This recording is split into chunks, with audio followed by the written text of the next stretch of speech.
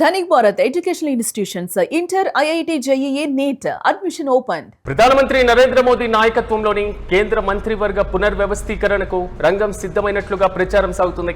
మే నెల చివరి వారం లేదా జూన్ మొదటి వారంలో కేంద్ర మంత్రివర్గ పునర్వ్యవస్థీకరణ జరిగే అవకాశాలు కనబడుతున్నాయి. ఈ నెల 15 నుంచి 20వ తేదీ వరకు విదేశీ పర్యటనకు వెళ్లనున్నారు ప్రధానమంత్రి మోదీ. అయితే నరేంద్ర మోదీ మూడోసారి ప్రధానిగా బాధ్యతలు చేపట్టి జూన్ 9కి 2 ఏళ్లు పూర్తవుతుంది. గత 2 ఏళ్లలో పదవులు నిర్వహించినటువంటి మంత్రుల పనితీరుపైన ప్రధానమంత్రి సమీక్ష నిర్వహించనున్నారు. అయితే ప్రస్తుతం మంత్రివర్గంలో కొందరికి ఉద్వాసన తప్పదని జోరుగా ప్రచారం సాగుతుంది. అయితే మంత్రివర్గ పునర్వ్యవస్థీకరణలో యువ నేతలకు మహిళలకు పెద్దపీట వేస్తారంటూ కూడా ప్రచారం సాగుతుంది. మొత్తం మీద కేంద్ర కేబినెట్ విస్తరణకు సంబంధించి మరింత సమాచారం మా ప్రతినిధి వెంకట్ అడిగి తెలుసుకుందాం. వెంకట్ చెప్పండి, కేంద్ర కేబినెట్ పునర్వ్యవస్థీకరణకు ఆల్మోస్ట్ జూన్లో ముహూర్తం ఖరారు అయినట్లుగా తెలుస్తుంది. సో ఎవరెవరికి ఈసారి ప్రాధాన్యత ఇచ్చేటువంటి అవకాశాలు కనబడుతున్నాయి? పూర్తి అప్డేట్స్ ఏంటి? సిరాజ్, ఇప్పుడు రాజకీయంగా అంటే 5 రాష్ట్రాల ఎన్నికలు పూర్తయిన తర్వాత దీనికి సంబంధించి కొంత రాజకీయంగా ఉత్కంఠ అయితే కనబడుతుంది.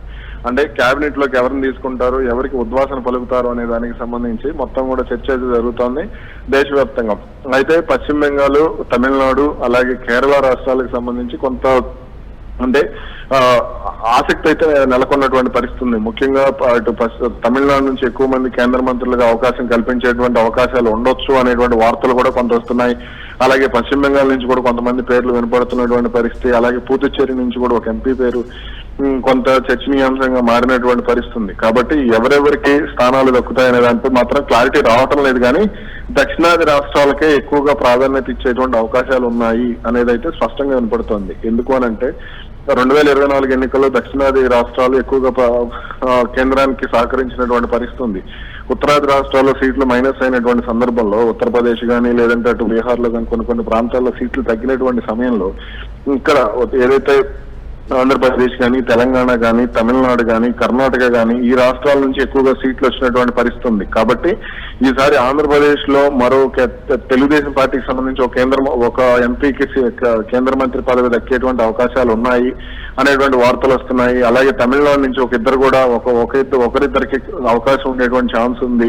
అలాగే కర్ణాటక ఎన్నికలను దృష్టిలో పెట్టుకుని కూడా ఒక నాయకుడికి కేంద్ర మంత్రిగా అవకాశం కల్పించేటువంటి సూచనలు కనపడుతున్నటువంటి మాట అయితే బలంగా వినపడుతున్నటువంటి పరిస్థితి ఉంది. ఇక అటు బీహార్ నుంచి మళ్లీ అధికారంలోకి వచ్చినటువంటి నేపథ్యంలో బీహార్ రుణం తీర్చుకునేందుకు ఒక కేంద్ర మంత్రికి నితీష్ కుమార్ రూపంలో కేంద్ర మంత్రికి అవకాశం కల్పించే దిశగా కూడా కేంద్రం అడుగులు వేస్తోంది. కానీ వెంకట ఆల్మోస్ట్ అంటే రాజ్యసభ ఎన్నికలు పూర్తయిన తర్వాత పునర్వ్యవస్థీకరణ ఉండేటువంటి అవకాశం ఉంటుందా, లేదా ఆ లోపే జరిగేటువంటి ఛాన్స్ ఉంటుందా? రెండు తెలుగుదేశం పార్టీ అంటున్నారు. జనసేన పార్టీకి కేంద్ర కేబినెట్ లో ఏమైనా ఛాన్స్ ఉంటుంది? ఆశించొచ్చా పార్టీ? ఆశించే అవకాశాలు కూడా ఉన్నాయి. ఎందుకనంటే పవన్ కళ్యాణ్ నమ్మకమైనటువంటి నాయకుడిగా ఎన్డీఏలో కొనసాగుతున్నటువంటి పరిస్థితి ఉంది. అలాగే ఆయన సనాతన ధర్మాన్ని ఎక్కువగా భుజాన వేసుకుని కొంత ప్రజల్లోకి వెళుతున్నటువంటి పరిస్థితి కూడా ఉంది. కాబట్టి ఇటువంటి సమయంలో ఆయనకు ప్రాధాన్యత దక్కేటువంటి సూచనలే స్పష్టంగా కనపడుతున్నాయని మనం చెప్పుకోవచ్చు. అదే విధంగా ఇక్కడ అంటే ఇటీవల ఆమ్ ఆద్మీ పార్టీ నుంచి బయటకు వచ్చినటువంటి రాఘవ్ చద్దాతో పాటుగా హర్భజన్ సింగ్, వీళ్ళిద్దరిలో ఒకరికి ఖచ్చితంగా కేంద్ర కేబినెట్ లో చోటు దక్కేటువంటి అవకాశాలు ఉండొచ్చు. ఇది ఖచ్చితంగా గుర్తుపెట్టుకోండి. ఆమ్ ఆద్మీ పార్టీ నుంచి బయటకు వచ్చినటువంటి 7 ఎంపీలలో 8 మంది ఎంపీలు ఖచ్చితంగా ఒకరికైతే ఒకరు లేదా ఇద్దరికి రాజ్యసభ పదవులు దక్కేటువంటి అవకాశాలు ఉండొచ్చు, కేంద్ర మంత్రి పదవి దక్కేటువంటి అవకాశాలు ఉండొచ్చు. ఎందుకు అనంటే పంజాబ్ ఎన్నికలను దృష్టిలో పెట్టుకుని కేంద్ర ప్రభుత్వం ఈ దిశగా అడుగులు వేస్తోంది. అంటే ఆల్మోస్ట్ వెంకట 33% మహిళలకు రిజర్వేషన్ బిల్ ఏదైతే ఉందో దానికి సంబంధించి విమర్శ కూడా కనబడుతుంది. కేబినెట్ లో అంత స్థాయిలో మహిళలు ఉన్నారా అనేటువంటి విమర్శ. సో ఈసారి కేబినెట్ లో మహిళల ప్రాతినిధ్యం పెరిగే అవకాశం ఉండొచ్చా? ఎస్, ఆంధ్రప్రదేశ్ నుంచి వెళ్లే వారిలో ఒక మహిళా ఎంపీకి కేంద్ర మంత్రి పదవి పేరు కూడా వినపడుతోంది. అలాగే ఇటు తమిళనాడు నుంచి కూడా ఒకరికి ఇట్లా చోటు కల్పించేటువంటి అవకాశం ఉండొచ్చు. అలాగే మహారాష్ట్రలో కూడా ఒక మహిళకు చోటు కల్పించేటువంటి అవకాశం ఉంది అనేటువంటి ప్రచారం కూడా జరుగుతోంది. కానీ ఎంతవరకు జరగబోతుంది ఏంటనేది అయితే స్పష్టత లేదు. కానీ విపక్షాలకు కౌంటర్ ఇవ్వాలి అని అంటే మేము 33% రిజర్వేషన్ అంటే అధికారికంగా అమల్లో లేకపోయినా మేము అమలు చేస్తున్నాము అనే దానికి సంబంధించి ఒక స్పష్టమైనటువంటి క్లారిటీ ప్రజలకు కానీ లేదంటే విపక్షాలకు కానీ ఇచ్చేటువంటి అవకాశం ఉంటుంది. Yes right Venkat, thank you. మొత్తం మీద ప్రధానమంత్రి నరేంద్ర మోదీ నాయకత్వంలోని కేంద్ర మంత్రివర్గ పునర్వ్యవస్థీకరణకు రంగం సిద్ధమైనట్లుగా ప్రచారం సాగుతుంది. మే నెల చివరి వారం లేదా జూన్ మొదటి వారంలో కేంద్ర కేబినెట్ పునర్వ్యవస్థీకరణ జరిగేటువంటి అవకాశాలు అయితే చాలా స్పష్టంగా కనబడుతున్నాయి.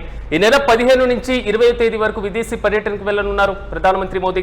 అయితే నరేంద్ర మోదీ మూడోసారి ప్రధానిగా బాధ్యతలు చేపట్టి జూన్ 9కి 2 ఏళ్లు పూర్తవుతున్నటువంటి సందర్భంగా సో 2 ఏళ్లలో మంత్రులు నిర్వహించినటువంటి పనితీరు పైన ప్రధానమంత్రి సమీక్ష నిర్వహించేటువంటి అవకాశాలు కూడా ఉన్నాయి.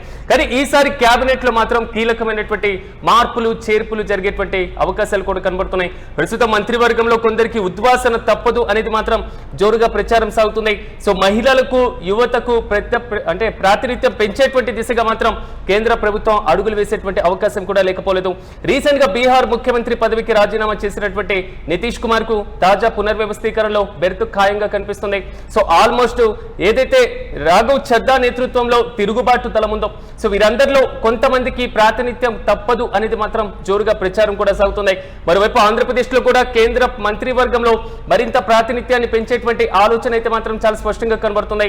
అయితే తెలుగుదేశం పార్టీ నుంచి మరొకరికి కేంద్ర కేబినెట్ లో ఛాన్స్ కల్పించనున్నారా? ఒకవేళ కనిపిస్తే స్వతంత్ర హోదా లేదా సహాయ మంత్రి పదవి కూడా ఇచ్చేటువంటి అవకాశాలు కూడా లేకపోలేదు.